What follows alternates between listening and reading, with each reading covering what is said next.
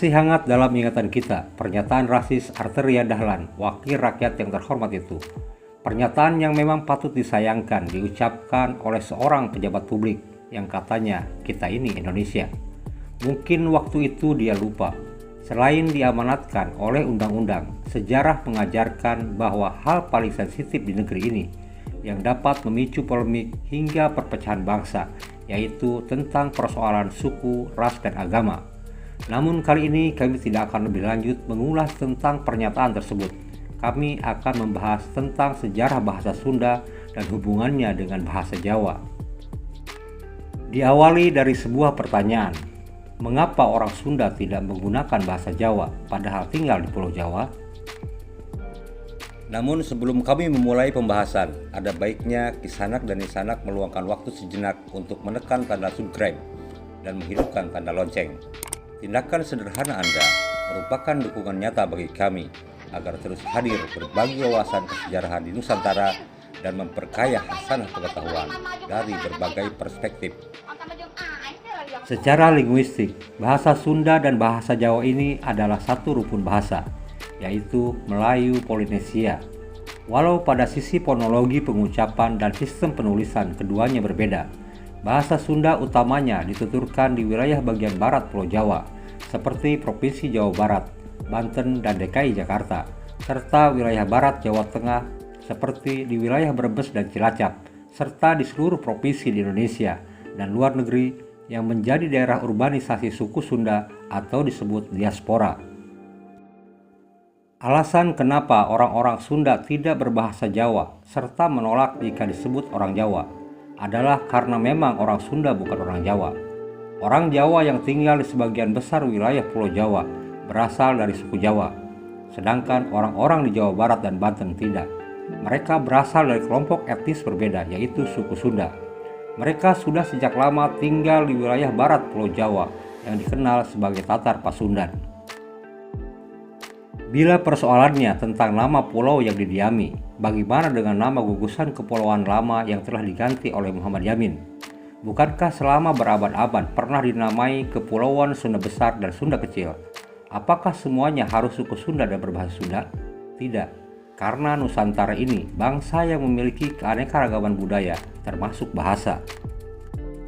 Sekedar mengingatkan pengetahuan kita kembali, Muhammad Yamin yang pada tahun 1950-an saat menjabat sebagai Menteri PP dan K mengganti istilah Kepulauan Sunda Kecil menjadi Kepulauan Nusa Tenggara.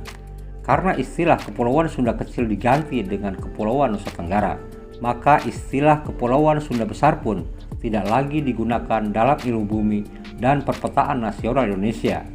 Meskipun dalam perpetaan internasional, istilah Greater Sunda Island dan Lesser Sunda Island masih tetap digunakan. Adanya fakta sejarah tersebut, simbol-simbol penting orang Sunda telah banyak dihilangkan.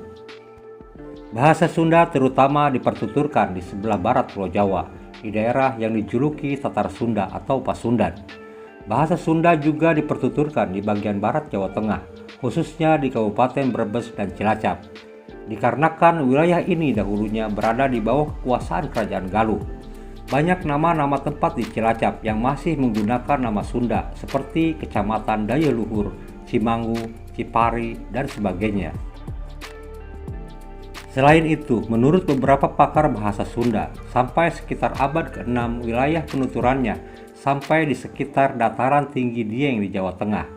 Berdasarkan nama Dieng yang dianggap sebagai nama Sunda, asal kata Dihiang yang merupakan kata bahasa Sunda kuno.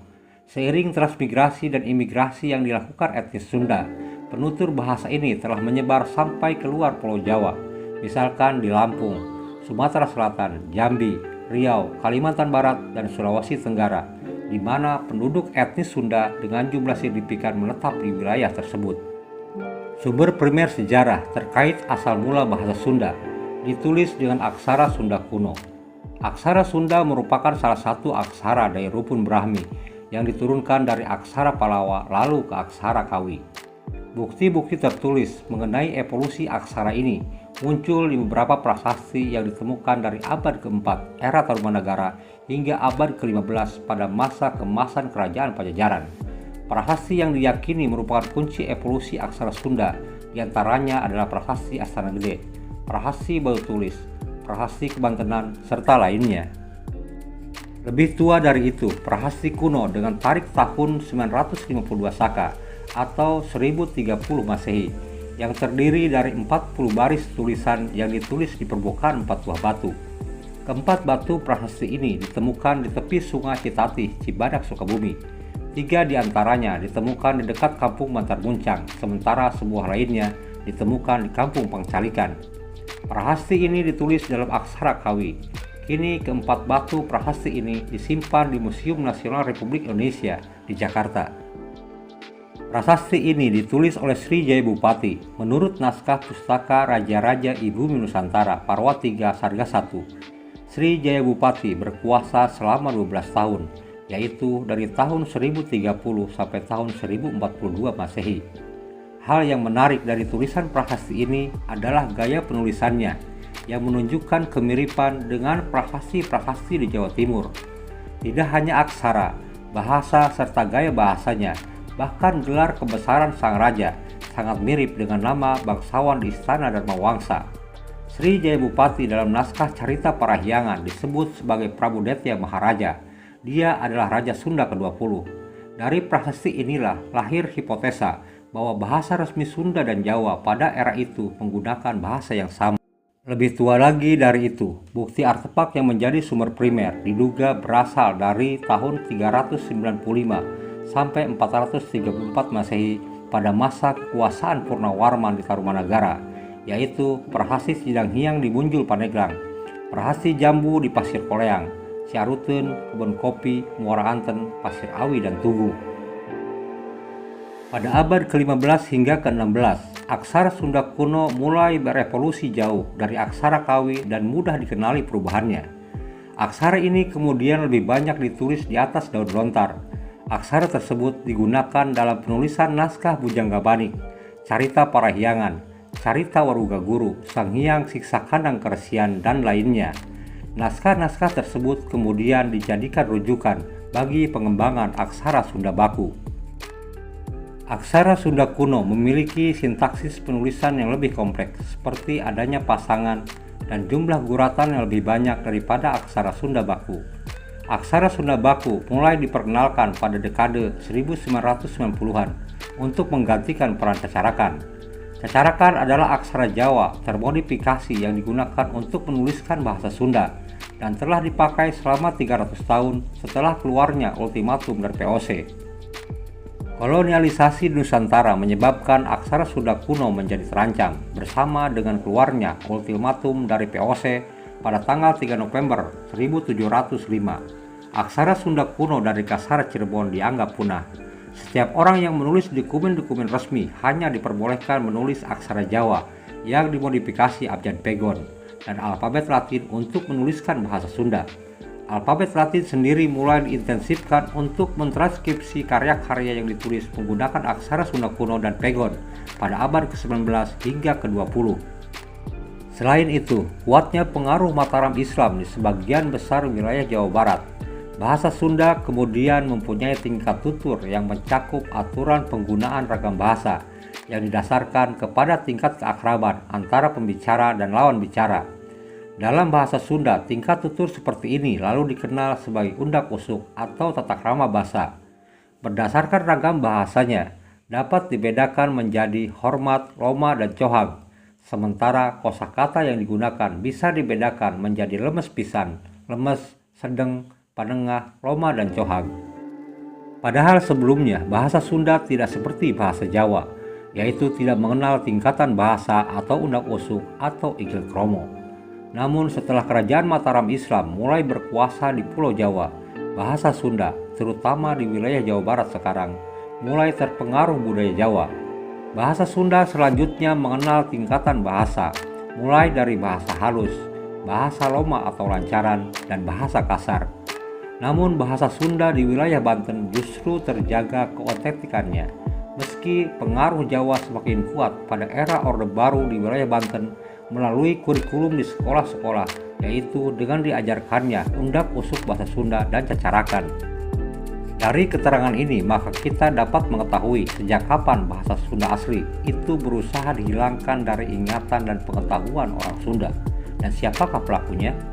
Yaitu Sultan Agung Hanyokrokusumo saat menjadi raja di Kesultanan Mataram yang memerintah pada tahun 1613 sampai 1645. Sebelum Sultan Agung memerintah, kekuasaan Mataram hanya meliputi Jawa Tengah. Namun setelah Sultan Agung melakukan ekspansi, wilayah kerajaan Mataram meliputi seluruh Jawa Tengah, Jawa Timur, dan Jawa Barat, terkecuali Banten dan Batavia. Berdasarkan sumber primer sejarah dan register atau catatan harian POC, visi politik Sultan Agung Mataram memang bercita-cita ingin menjawakan seluruh wilayah Pulau Jawa dan ingin menjadi satu-satunya matahari dari Pulau Jawa. Namun upayanya terganjal oleh Kesultanan Banten di bawah kekuasaan Sultan Ageng Tirtayasa yang mampu melindungi seluruh wilayah Banten dan Pakuan, bahkan termasuk wilayah luar seperti sebagian wilayah Sumatera, wilayah 3B atau Bintan, Bangka, dan Belitung, hingga Kalimantan dan ekspansi Mataram. Mataram pun pernah berupaya melakukan pendekatan dengan Banten, yaitu berusaha menjodohkan keluarga Istana Mataram dengan Banten, tapi ditolak mentah-mentah oleh pihak Banten. Bahkan sebaliknya, Kesultanan Banten di bawah Sultan Ageng Tirtayasa berhasil merebut kembali semua wilayah peninggalan leluhurnya, yaitu Jawa Barat, dari tangan Mataram. Ketika POC memasuki Nusantara dan mengadakan perjanjian Giyanti, wilayah Kesultanan Mataram makin mengalami penyempitan. Perjanjian Giyanti yang disahkan tanggal 13 Februari 1755 tentu menguntungkan POC karena kerajaan Jawa menjadi tunduk dan berada di bawah kekuasaannya. Perjanjian yang diwakili oleh Pakubuwana III dan kelompok Mangkubumi tersebut lalu memecah wilayah Mataram menjadi dua wilayah. Dan salah satu klausul isi perjanjian yaitu pihak POC dapat menentukan raja-raja di dua wilayah Mataram yang terpecah. Jadi dalam hal ini POC menang banyak. Catatan harian POC juga menuliskan bahwa setelah Mataram di bawah ketiak POC, pekerjaan raja dan bangsawannya hanya mabuk-mabukan dan berpesta, nyaris tidak lagi mengurusi kehidupan rakyat dan pemerintahannya. Raja Mataram sangat rajin meminta uang dan minta dikirim adat kepada POC. Tentang hal ini tentu menarik bila kita ceritakan di konten yang lain. Kita kembali ke persoalan, yaitu upaya penghapusan bahasa Sunda. Meski Kesultanan Banten sudah berhasil merebut kembali seluruh wilayah Sunda dari Mataram, rupanya persoalan bahasa peninggalan leluhur Sunda yang sudah terpengaruhi Jawa ini tak menjadi perhatian Sultan Agung Tirtayasa, sehingga kebiasaan berbahasa Sunda dengan undak-usuk di Priangan terus berlangsung. Bahkan Kesultanan Banten sendiri menggunakan bahasa Jawa sebagai salah satu bahasa resminya, meskipun bahasa Jawa yang digunakan tidak sama dengan yang digunakan di wilayah Jawa Tengah, Yogyakarta, dan Jawa Timur. Meski demikian, kondisi itu tak berpengaruh terhadap penggunaan bahasa Sunda kuno di beberapa wilayah kekuasaannya, seperti di Pandeglang, Lebak, sebagian Sukabumi, dan sebagian Bogor. Ketika Orde Lama dan Orde Baru berkuasa, mewajibkan sekolah-sekolah di Jawa Barat mengajarkan undak-usuk bahasa Sunda dan cacarakan. Wilayah Banten pun tidak luput dari gempuran penghapusan bahasa Sunda kuno secara tidak langsung ini. Namun untungnya, bagi mereka hanya dijadikan khasanah pengetahuan bahasa semata, karena dalam kesehariannya, orang Sunda di Banten masih tetap menggunakan bahasa Sunda peninggalan leluhurnya. Tak peduli disebut kasar, kampungan, atau apapun, karena bagi mereka penilaian kasar dan halusnya bahasa Sunda dilihat dari intonasi dan tingkat emosional pembicaranya, bukan dari undak-usuknya. Demikian kajian kami tentang sejarah bahasa Sunda di Jawa Barat dan Banten. Terima kasih sudah mengikuti tayangan ini, semoga bermanfaat dan sampai jumpa.